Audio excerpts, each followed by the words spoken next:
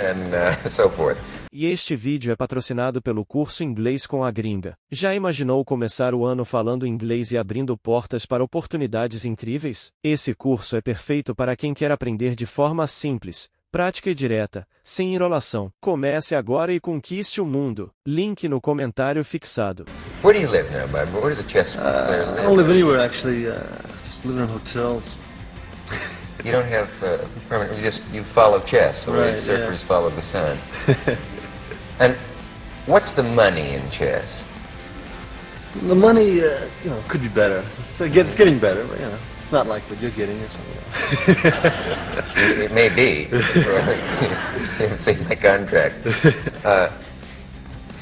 Why is it that the Russians dominate the chess world? What have they got?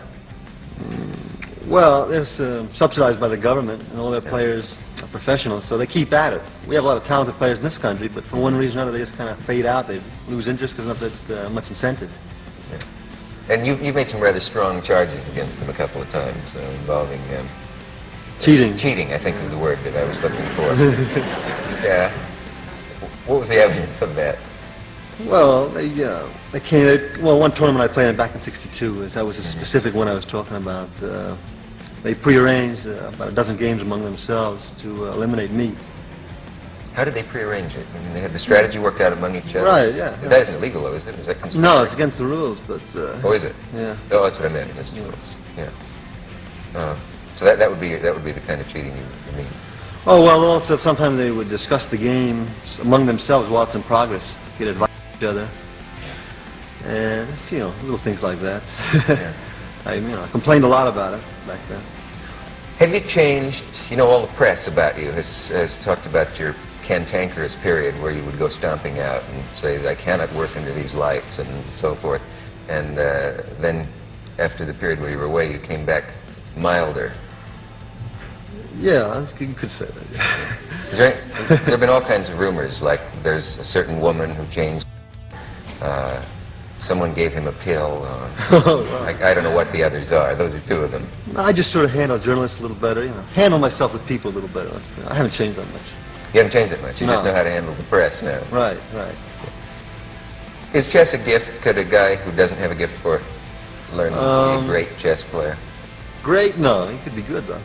Look at a good player. A lot of top players I don't think are that talented. They just work like dogs, Is it inherited, or do you come from chess players? No. I mean, my mind is inherited, no. But, Yeah. And what goes with a great chess ability? Are you terrifically logical in your thought processes? Can you see where an argument is going? Are you very neat in your personal life, in your room? Do you leave your ties on the floor? Any of the above?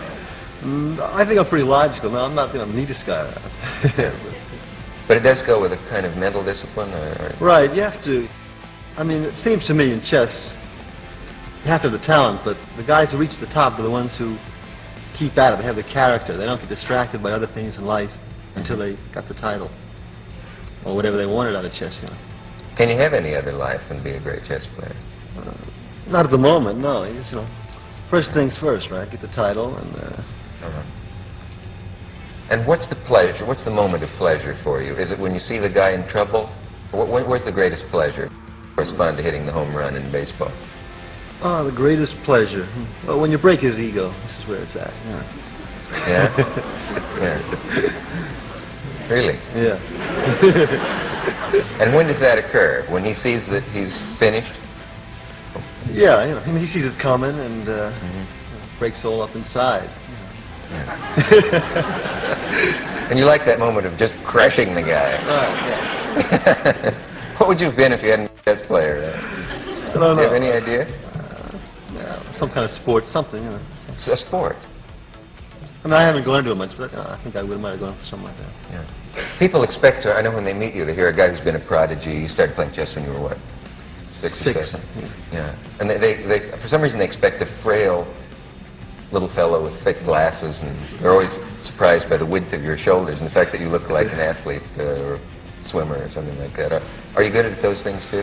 Well, I haven't really, developed myself too much in sports, but I like little swimming, tennis, and just mainly I just use it to keep in shape for the chess. That sounds funny. Yeah, they laugh to keep in shape for chess, but where does it take strength? Well, you're sitting there for 5 hours, and How do you develop that part of your body?